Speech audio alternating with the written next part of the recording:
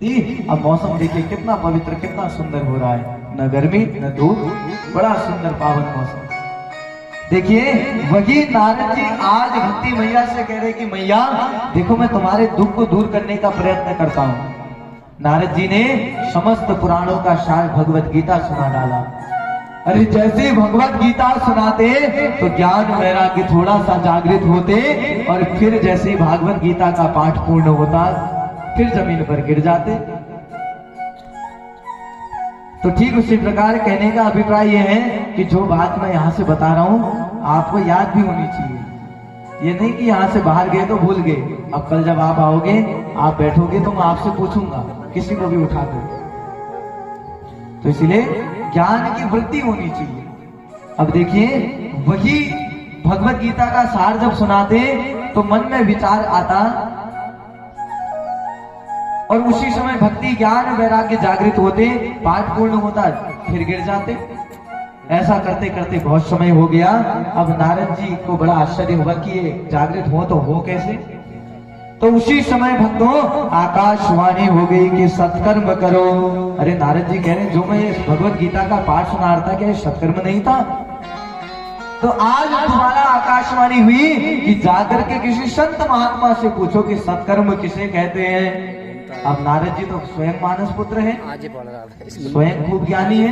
अब जो कोई संत के पास जाते हैं, छोटे मोटे संतों के पास जाते, किसी के पास जाते तो भैया कुछ लोग तो मुंह पे हाथ लगा लेते, महाराज मौन धारण कर रखा है।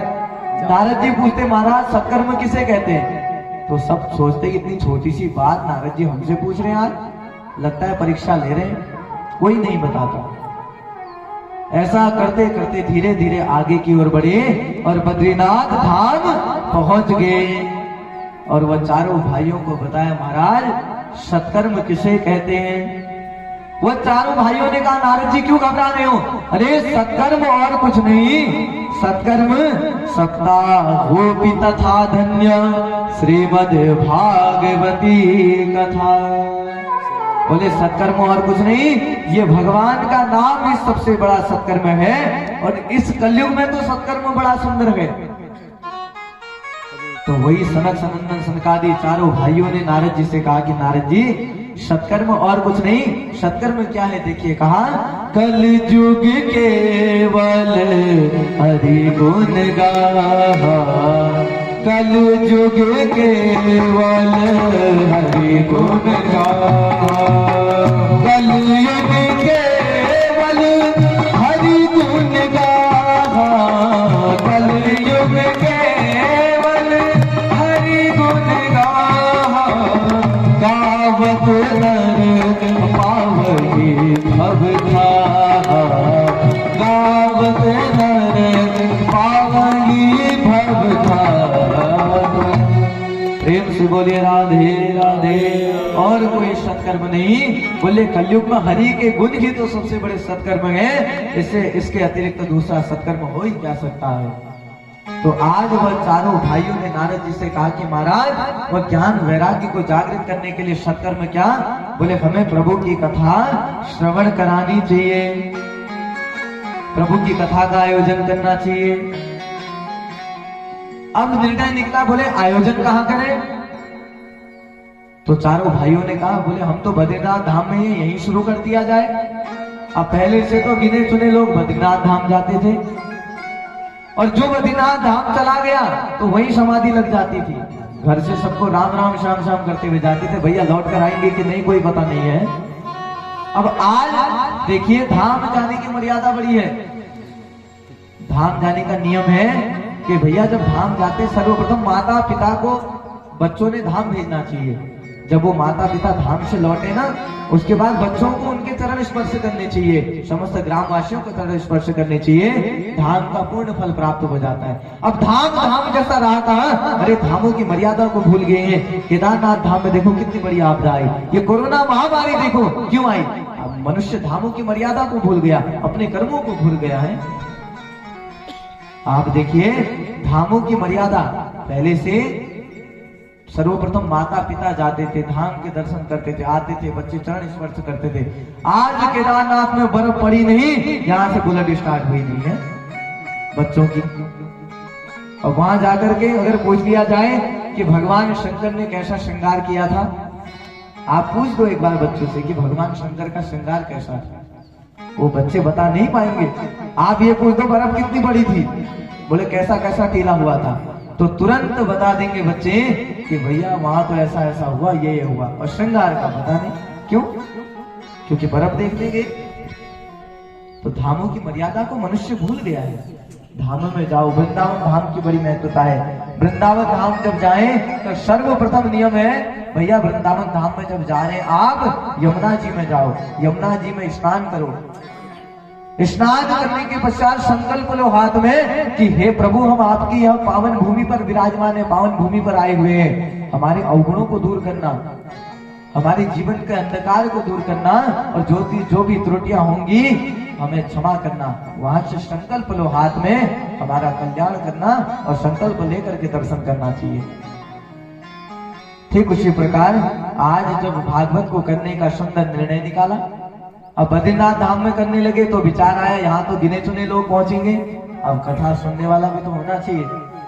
अब अकेले व्यास जी बैठ जाए, 4 लोग बैठे, उन्हें भी नींद आ रही, तो क्या मतलब उसका? कर्तव्य होना चाहिए कि भैया खूब बढ़िया संगत हो, बढ़िया सुंदर तरीके से श्रवण करें। तो अब निर्णय निकला, बोले बद्रीनाथ धाम में कथा नहीं करेंगे, बोले जो यहाँ आ जाएगा वो तो समाधि में बैठ जाएगा, तो कथा कहाँ करेंगे? भगवान के पावन द्वार पर, हरिद्वार पर। बोल गंगा मैया की। हरि के द्वार में पावन कथा प्रारंभ करेंगे। अब हरिद्वार में कथा करने का निर्णय क्यों लिया? सनकादि ऋषियों ने कहा भैया अगर हरिद्वार में बद्रीनाथ धाम वाले आना चाहें तो पहाड़ी से लुढ़क कर सीधे हरिद्वार पहुंच जाएंगे, अगर ऊपर से फिसले तो सीधे हरिद्वार। और हल्द्वानी वाले जाना चाहे तो बढ़िया सुगम रास्ता है, बढ़िया सुंदर। दिल्ली वाले आना चाहे उनके लिए बढ़िया है।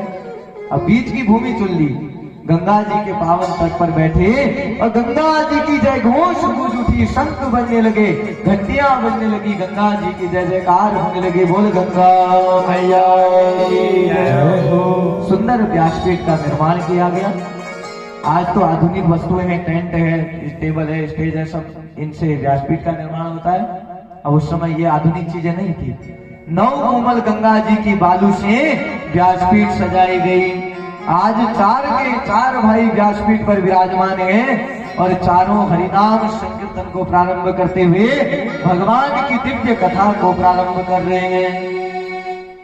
तो आइए हम भी अपने मन को वही हरिद्वार की पावन भूमि पर ले जाते हुए कुछ क्षण हरिनाम संकीर्तन का आनंद लेते हुए आगे की ओर बढ़ेंगे।